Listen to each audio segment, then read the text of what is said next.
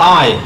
Ajak Yuiel Ajak, Deputy Chairperson of the BCYA, Deputy Chairperson of BCYA, do hereby swear by the Almighty God do hereby swear by Almighty God that as the Deputy Chairperson of the BCYA, that as a Deputy Chairperson of BCYA, I shall be faithful I shall be faithful and bear true allegiance to BCYA, and bear true allegiance to BCYA, and that I shall diligently and honestly discharge my duties and responsibilities and that I shall diligently, honestly discharge my duties and responsibilities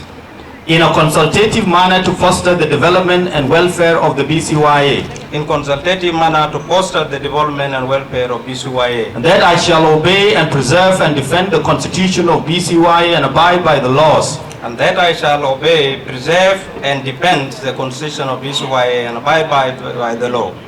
and that I shall protect and promote the unity of the BCYA and consolidate the democratic system of good governance, and that I shall protect and promote the unity of BCYA and consolidate the democratic system of good governance, and preserve the integrity and dignity of the BCYA and her people. and preserve the integrity and dignity of BCYA and her people. So help me God. So help me God. Congratulations.